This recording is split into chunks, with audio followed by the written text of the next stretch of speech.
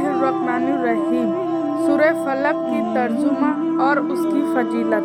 दोस्तों, आज हम सूरह फलक की अहमियत को जानेंगे और उसकी फजीलत को जानेंगे। सूरह फलक ऐसी सूरह है जिसमें अल्लाह ताला से पनाह मांगने की दुआ की गई है। ये कुरान पाक की सूरह नंबर 113 जो कुरान पाक के 30वें पारे में है। इसमें 5 आयतें हैं। सूरह फलक की फजीलत खुद रसूल अल्लाह ने हदीस में बयान फरमाया है। चलिए सूरह फलक हिंदी में और हिंदी का तर्जुमा के साथ हम पढ़ते हैं। सूरह अल फलक और सूरह अल नास के मुकाबले में कोई सूरत नहीं है जिसका तरीका इस हदीस से लगाया जा सकता है। सूरह फलक की फजीलत और अहमियत।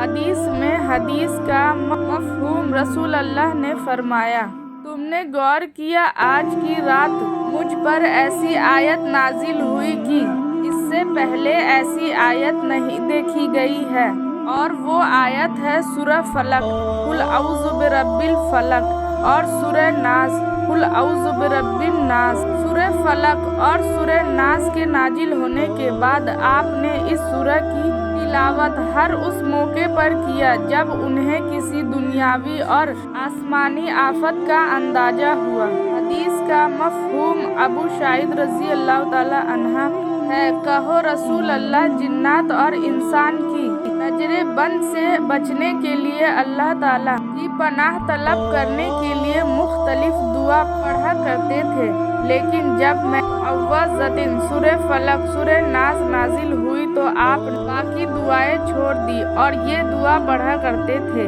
आंधी तूफान में पढ़ने की दुआ। जब रात की अंधेरे से ज़्यादा अंधेरा छा जाए तब भी आप सूरह फलक और सूरह नास की तिलावत में मशगूल हो जाते। हदीस का मफ़हम सहाबी इकराम रज़ी अल्लाह ताला अन्हा कहते हैं, ज़हफ़ह और अबवाह के दरमियान हम रसूल अल्लाह के साथ जा रहे थे। अचानक हमें शदीद आंधी और तारीकी आ लिया। रसूल अल्लाह ने मुअज़्ज़तैन सूरह फलक और सूरह नास के साथ अल्लाह ताला की पनाह मांगना शुरू कर दिया और फरमाया, ए उक़बा, इन 2 सूरतों के जरिए अल्लाह ताला से पनाह मांगो। किसी पनाह मांगने वाले के लिए इस सूरतों से बेहतर कोई सूरत नहीं है। जब रसूल अल्लाह पर जादू किया गया तब सूरह फलक और सूरह नास नाजिल हुई थी। हदीस का गफ़हम रसूल अल्लाह पर जब जादू किया गया तो जिब्राइल अलैहिस्सलाम ने आपको मुआज़्ज़तैन पढ़ने की हिदायत दी, जिसे पढ़ने के बाद रसूल अकरम को मुकम्मल शिफा हुई। और इसके तारीफ में नबी करीम ने अपने सहाबा इकरार रज़ी अल्लाह ताला अन्हा से भी इन दोनों सूरतों का जिक्र फरमाया। तुम रसूल अल्लाह ने फरमाया, क्या तुमने गौर किया आज की रात मुझ पे ऐसी आयत नाजिल हुई कि इससे पहले ऐसी आयत नहीं देखी गई है। वो जापात है सूरह फलक कुल औज़ु बिरब्बिल फलक और सूरह नास कुल औज़ु बिरब्बिन नास।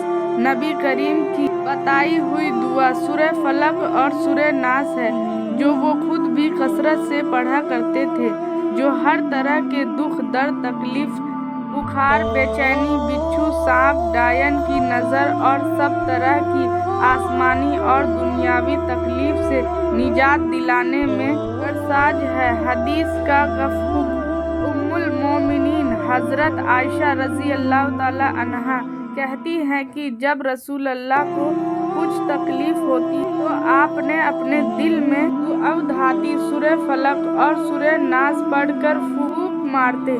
जब सरदर्द हो गया तो मैंने सूरह फलक और सूरह नास तिलावत आप पर की और उनके हाथ की बरकत की उम्मीद में आपके हाथों से ही उनके चेहरे का मसाज किया। बाशर्त इसे अल्लाह ताला की मदद तलब करने की निशूत से पूरे यकीन और खुले दिल से पढ़ा जाए। हजरत हसन रज़ी अल्लाह ताला अन्हा और हजरत हुसैन रज़ी अल्लाह ताला अन्हा जो आपके प्यारे दुलारे नवासे थे, हजरत मोहम्मद जब अपने नवासे को नजरे बंद से बचाने के लिए अल्लाह पाक की पनाह मांगते तो वो सूरह इखलास, सूरह फलक और सूरह नास की तिलावत किया करते थे। اور ان پر دم کرتے یعنی پھونکتے۔ حدیث کا مفہوم: رسول اللہ اپنے نواسے پہ نظر بند سے بچانے کے لیے مختلف دعا پڑھا کرتے تھے، لیکن جب معوذات سورہ فلق اور سورہ ناس نازل ہوئی تو آپ نے باقی دعائیں چھوڑ دی اور سورہ فلق اور سورہ ناس پڑھ کر دم کیا کرتے تھے۔ جب کسی کی موت کی گھڑی آ گیا اور وہ اس کا دم نکلنے میں اسے شدید تکلیف پیش آ رہی ہو تو ان دونوں سوروں کی تلاوت کرنا افضل ہے، جو سردرد اور تکلیف کی شدت کی کم کرتا ہے۔ حدیث کا مفہوم: مضر الموت میں معوذات پڑھنے سے ظاہری کی تکلیف بھی کم ہوتی ہے۔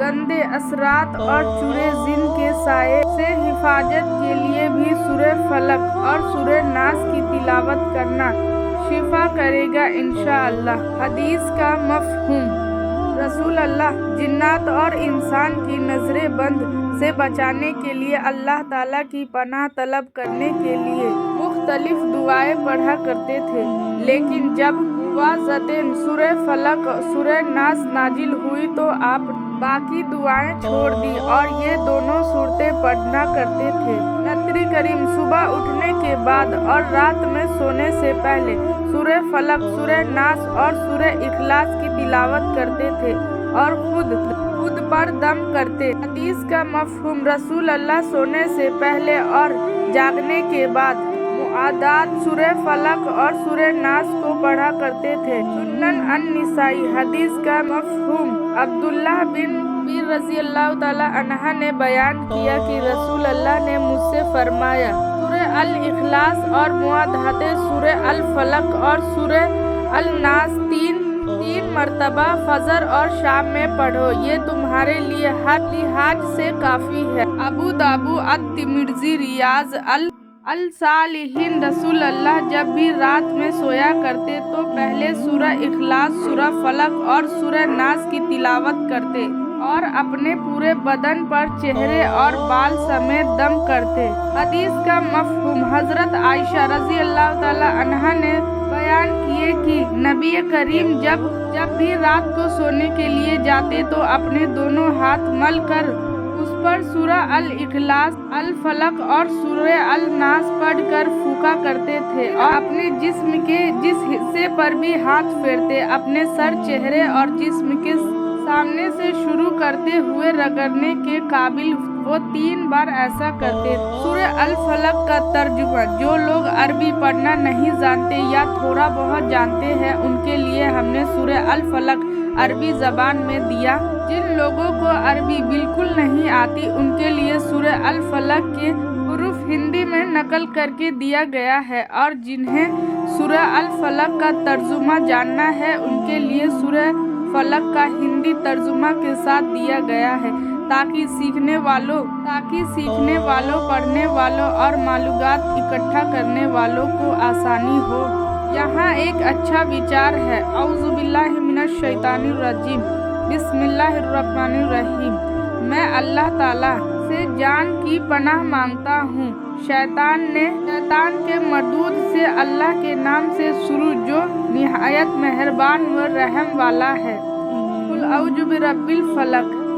اس کا ترجمہ: اب کہہ دیجئے میں صبح کے رب کی پناہ مانگتا ہوں، من شر ما خلق، تمام مخلوقات کے شر سے اور 1 سال سے بھی کم سمے میں، ومن شر غاسق اذا وقب، اور اندھیری رات کے شر سے جب کہ اس کی تاریکی پھل جائے۔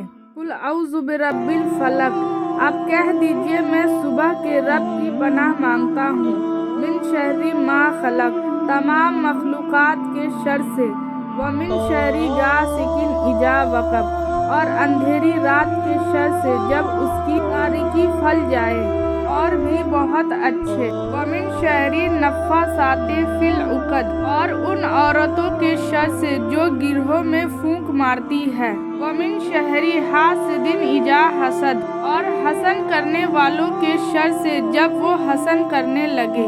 سورہ فلق کی تفصیل ہندی میں۔ سورہ الفلق اور سورہ الناس اس وقت نازل ہوئی جب حضرت محمد پر ایک یہودی نے جادو کروایا، फिर सूरह फलक और सूरह नास नाजिल हुई। उसके बाद हजरत जिब्राइल अलैहिस्सलाम पैगाम लेकर नबी करीम के पास आए। अल्लाह ताला के हुक्म से इन दोनों सूरतों की तिलावत करने की हिदायत फरमाई। सूरह फलक और सूरह नास की तिलावत की बरकत से जादू के गिरहे यानी गांठ खोलते गए। पहली आयत में नबी करीम को अल्लाह ताला की पनाह मांगने की हिदायत अता फरमाई है। इस आयत से ये वाज़ेह होता है कि हम इंसानों को भी हर मुश्किल परेशानी में अपने रब की ही पनाह मांगनी चाहिए। यहाँ दूसरी आयत में भी पनाह मांगने की हिदायत है हर उस चीज़ से जिसे अल्लाह ताला ने बनाया है, और बेशक हर चीज़ का खालिक मालिक अल्लाह अज़्ज़वजल ही है, चाहे वो इंसान हो, जानवर हो, या दुनियावी या आसमानी बला हो। तीसरी आयत में भी अल्लाह पाक की पनाह उस अंधेरी रात से मांगने को कहा गया है जब रात के अंधेरा छा जाए, जैसे आंधी तूफान में जब रात की अंधेरी से ज़्यादा अंधेरा छा जाता है। चौथी आयत जिसे उन औरतों के शर से अल्लाह सुब्हाना व तआला की पनाह मांगने की दुआ के लिए कहा गया है, जो गिरोह में फेंक मारती है, यानी जादू टोना वगैरह करके जादू पर गांठ मारकर उस पर फूंक मारती है।